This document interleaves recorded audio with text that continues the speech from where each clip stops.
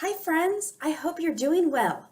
Today, we're going to discover that Jesus' power takes action. By that, I mean action on our part, action that you do and action that I do. To get started today, let's talk about God sightings. How did you see God at work last week?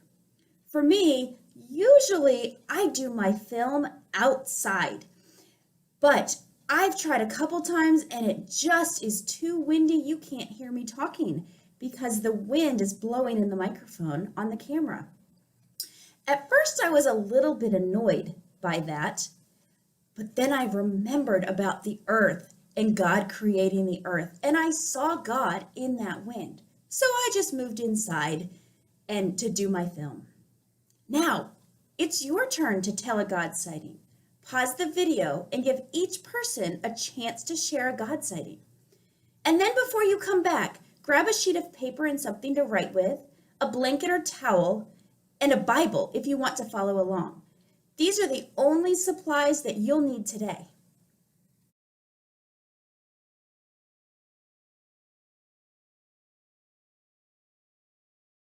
Thanks for sharing.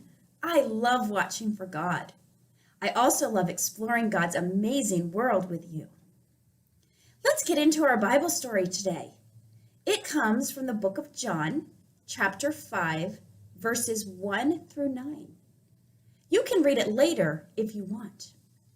The story starts in Jerusalem near a place called the Pool of Bethesda.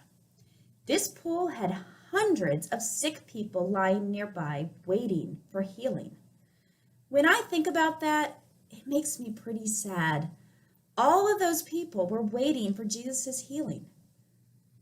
Let's see, I'm trying to think of a way that you can help me tell the story today. I know. Why don't you put the blanket or towel on the floor and pretend it is the Pool of Bethesda, and then lie down next to it. Go ahead, everyone lie on the floor. I'm not going to lie down though, because then you won't get to see me anymore. Is everyone comfy? Good, because you have to lie just like that while I tell you what happened. Don't move at all. Don't move your arms or your legs. Lay really, really still. Well, in the story, the people lying by the pool weren't so comfy because they were all really sick. The Bible tells us that some were blind, some could not walk, and some were paralyzed. That means they could not move at all. You ask, why were they lying by this particular pool? Well, I have the answer. They believed that every so often an angel of the Lord would come up and stir up the water. And the first person to get into the pool after the water swirled would be healed. So they laid there and waited. And waited, and waited. I don't know about you, but I think waiting isn't very fun, and I like to do something while I wait. Why don't you do jumping jacks while you wait, without getting up or moving your legs? Go ahead and try. That's not really going to work because you can't move. That's pretty frustrating, isn't it? Well, back to our story. One day, Jesus was walking by the pool and saw a man lying there. Jesus knew that this man had been sick for 38 years. He could not walk. 38 years is just a little bit younger than me. He was sick for almost my whole life. That's a really long time to be sick. Jesus asked the man, "Would you like to get well?" The man answered, "I can't, sir, for I have no one to put me into the pool when the water bubbles up. Someone else always gets there ahead of me." When Jesus asked a question, the man said, "I can't." I seem to hear myself saying "I can't" a lot lately. With this coronavirus situation, I can't go to work. I can't go visit my friends. I can't even go visit my mom or have a birthday party for my daughter. What are some things you can't do during this virus situation? You can't pause me because you can't move. So everyone, just call out things that you can't do during this difficult time. Shout them out, I'll listen.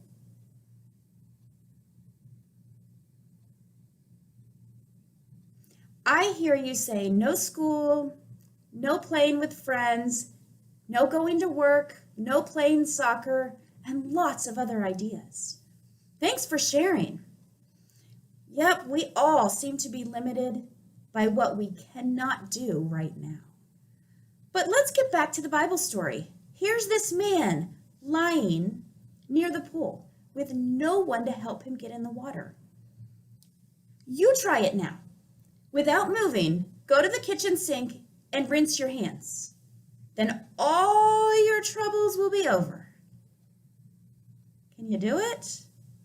Of course not, because you can't move. Think how frustrating that would feel for this man who just wanted to get into the pool. Then along comes Jesus, asking the man if he wants to be healed. And instead of saying, "Yes," the man said, "I can't." Thankfully, Jesus didn't leave it at that. He said, "Stand up, pick up your mat, and walk." Instantly, the man was healed. Quick, jump up and down. The man was so excited. He rolled up his sleeping mat and he began to walk. Did you see what happened? Jesus healed him. But the man had to take action too. So now you can walk too. Go ahead. March in place. In a second, we're going to walk around the room and we're going to talk about the things you can do during this difficult time. For me, I cannot see my friends, but I can still call my friends or talk to them online through Zoom. Sometimes it's easy to make excuses about what Jesus wants us to do. You might think you're too shy or you're too young, but Jesus calls us to take action. And with his power and help, there are plenty of ways we can take action right now. Just like we're learning today, Jesus' power takes action. Let's talk about that for a minute.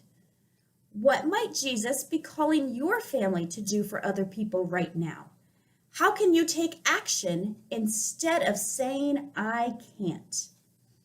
Get your paper and pen or marker, whatever you got to write with, and have someone take notes while you and your family make a plan. Maybe you could make an encouraging sign and hang it in your front window for people to see when they're taking a walk. Or, maybe you could use chalk to make sidewalk art for people to enjoy. Or leave notes for your neighbors, or call a nursing home, or call people from the church. I'm sure you'll come up with great ideas. Now pause the video while your family makes a plan.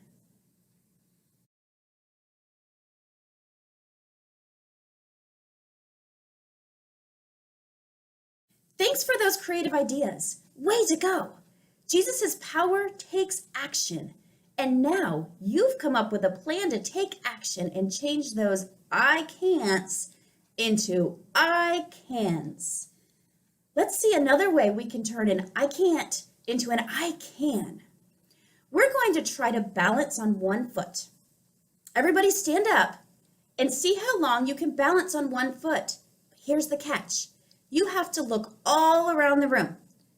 Look all around and don't stop turning your head the whole time you're standing on one foot.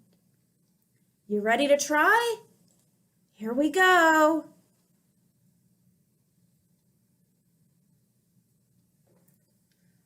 Wow, that was hard. That made me feel like I can't balance very well. But let me show you a little science-y fun trick to balance better. Pick something at eye level to focus on. I'm going to focus right on the camera in front of me. Got something? Now, when we stand on one foot, we're going to hold one earlobe between our thumb and our finger. And let's see how long we can hold it this time. I wonder if we can get to 10. Ready? Let's go. 1, 2, 3, 4, 5, 6, 7, 8, 9, 10. We did it! Maybe you could even have stayed balanced for a lot longer. By focusing on one thing in front of you, it was easier to balance. That reminds me how focusing on Jesus can help us stand strong. And our ears helped provide balance, so holding your ear is a neat little trick to help you balance. That reminds me to always listen for what Jesus is asking me to do. We just turned our I can'ts into I cans. Before we close, let's play a quick game to help us remember that Jesus' power takes action. Now get ready, because this is an action-packed game. Remember how in our Bible story, the first person in the pool would be healed? In this game, I'll call out an object, and you'll try to be the first one in your family to touch that object. But be careful, I don't need any family fights going on during this game. Are you ready? Okay, walk to a window.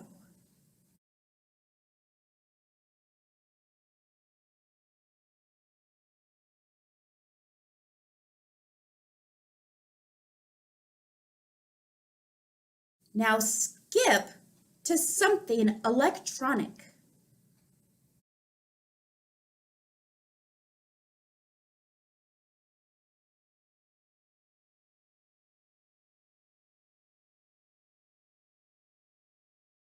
Now crawl to a wall.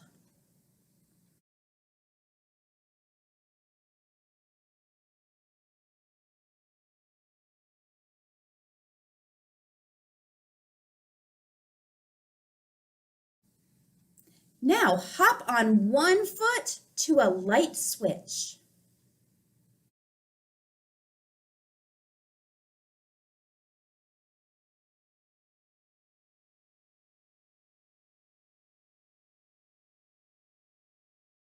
Now walk backwards until you can feel water coming from a faucet in either a bathroom or a kitchen.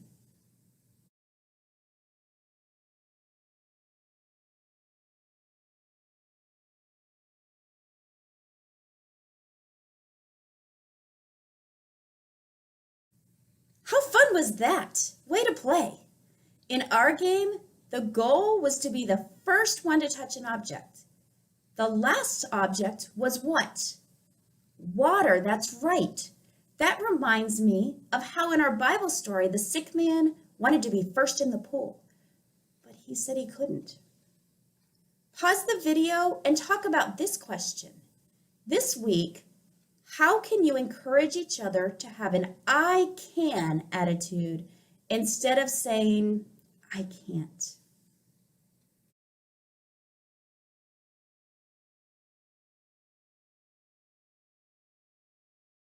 Jesus' power takes action.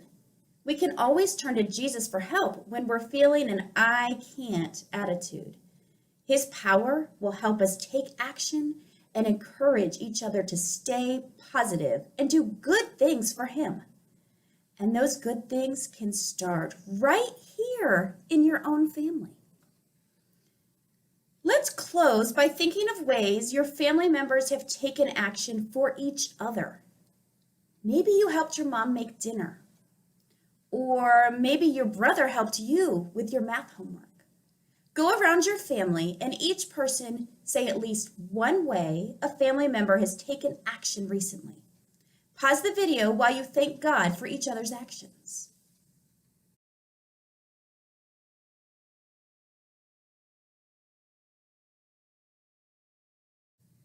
Thanks for joining us. When this video is over, you can draw a picture of something that you can do right now. Remember, Jesus' power takes action. Let's celebrate with a song about letting our light shine and serving God enthusiastically.